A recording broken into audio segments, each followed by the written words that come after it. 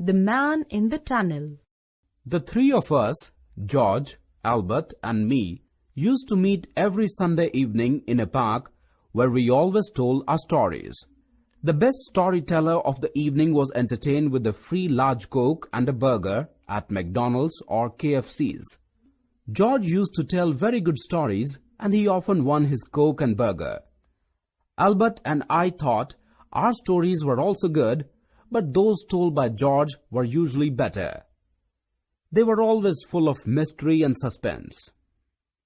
Of all the stories he had told so far, we thought his story of the man in the tunnel was the best.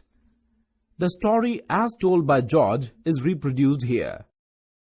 One evening, I was on my way home from work. That was when I lived south of the river and worked in a bank on the other side of the river. I used to go on my motorbike through the tunnel under the river. It was an evening in winter and very late. It was foggy also.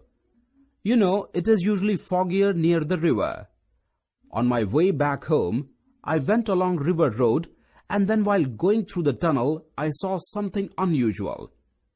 There was a man in the middle of the road.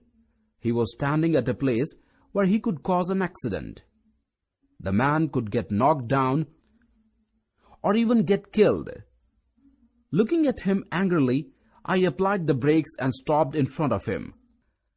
"Can't you be a little careful?" I said. "Oh, I'm very sorry," said the stranger. "But I have had an accident with my car and I must get home quickly.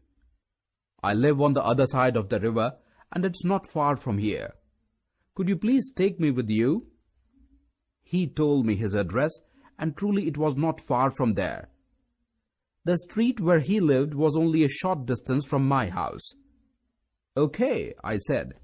"Sit behind me and be careful." The stranger got on and we started. At that time, there wasn't much traffic in the tunnel and it was all very quiet. I tried to talk to the man behind me. I told him something about my work and where I lived, but he didn't answer. While driving on the other side of the river, I stopped at the crossroads. "Would it be okay for you to get off here?" I asked. The stranger did not reply. I turned to look at him. He wasn't there. Where was he? The street was deserted and there was no one about. I started to worry. Where can the man be in the tunnel? I turned the motorbike and went back through the tunnel, but I didn't see the stranger anywhere. 5 minutes later, I was back on the other side of the river. It was still very foggy and the road was still deserted. So where was the man? I was really worried, I can tell you. I went home, I don't remember how. The next day was Saturday. I got up late and had breakfast, and then I remembered that address. Yes, I know the address he told me last night. I will go to his house and find him. That morning the weather was a lot better. I arrived at the house where the man had said he lived. It was a large house in a busy lane. I walked up to the door of the house and rang the bell. The old woman opened the door slowly. "Well, what do you want?" she asked. I started to tell her my story about the stranger. He said he lived here.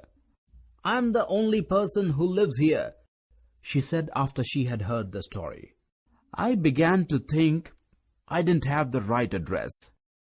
I tried to give her a description of the man.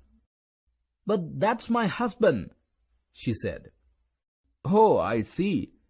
Did he get home all right last night?" I was worried about him. "Worried about him?" she said. "Why?